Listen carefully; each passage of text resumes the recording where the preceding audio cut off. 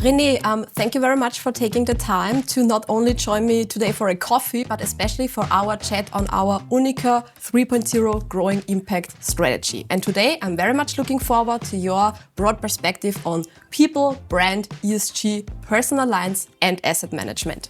When we are talking about growing impact, which is not only the core element of our strategy period, but also the title of it, what does growing mean to you in terms of people and teams? First of all, thanks a lot for the invitation today. Looking forward to our chat. I think that the core topic for me is really continuous development of us, employees, persons as individuals, but especially in our professional context, the development of teams. And therefore, growing, I think it means also always development, means always learning, always how to improve for the next steps.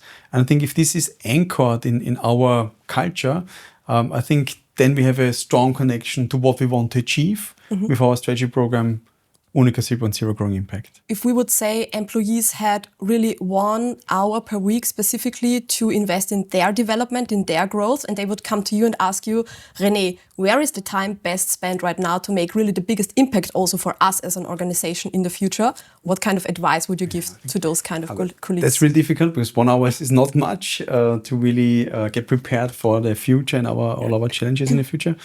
I think reflecting is the core topic. It is also one of my personal challenges when I, from a day-to-day business, have all the different elements I need to deal with. You easily lose orientation. It also happens to me. Therefore, I think reflection is so important because it helps you to get orientation again, to get the proper connection again, and to stay focused. And I think that's also one of our core learnings, as I mentioned before, out of the previous years, that it was sometimes difficult for us to remain the focus, to keep the focus. And I think reflection is the core topic. Yeah? And always try to connect where can I create impact, what are the strategic targets, and what is maybe the next best small step I can take. Staying focused also means looking what's beyond the own walls, what's outside on the market. We have mega trends like the demographic change. We have a shift toward prevention and self-responsibility, which is of course also reshaping the world of insurance and health. Which of these developments are you watching most closely and how are we preparing as UNIQA for them? The topic that is concerning me most is currently the demographic change, because I think it's very much underestimated because it feels that the impact is very far ahead in the future. But if you have a look to all the statistics, how longevity is improving, how this is connected to the whole demographic change in our society, how low fertility rates we're having, how important migration is for us. You see that a lot of things are moving currently. And I think the biggest impacts out of demographic change we have on the one hand side on us as an employer, because we see that in almost all our countries, Austrian market as well as the Central Eastern European markets, we have over the upcoming 30 to 50 years a shrinking working population.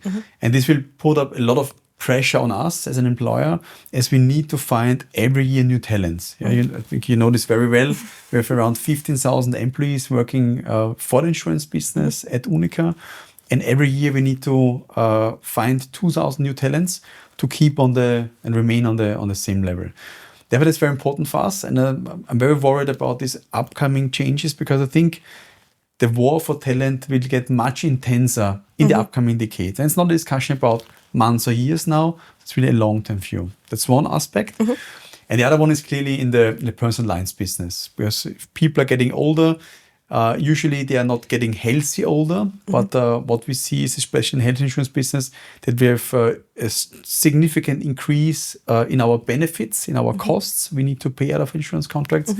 And we need to make our thoughts how to deal with this situation, because it's not an easy way forward just to increase year by year premiums. But we need to see how can we controlled in a society that is becoming older, how can we control the expenses that our business is still working also maybe in 30, 40, 50 years.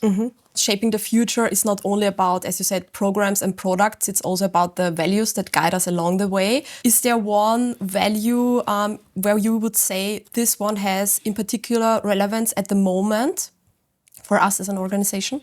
Every value, every guiding principle is important that it is part of our guiding principle concept. If I need to pick out one, as you asked me, for me, it's always the principle, the guiding principle of community. Yeah, so the topic of collaboration, because I strongly believe if I look to current challenges and also challenges that lie maybe ahead of us, what I experience is that in many cases, it's becoming more important that you bring people of different professions together to solve the problems.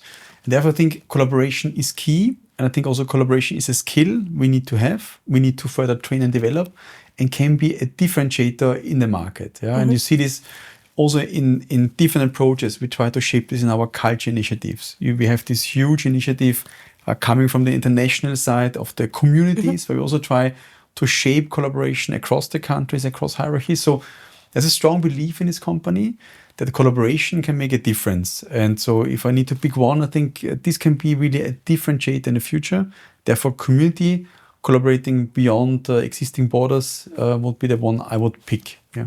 Okay. If I ask you, among our 5 guiding principles, is there any specific that you would pick that you think is currently of major importance for our further improvement? Yes, definitely. When I answer this question really as Jenny, as me, as a person, I would definitely go for the integrity guiding principle.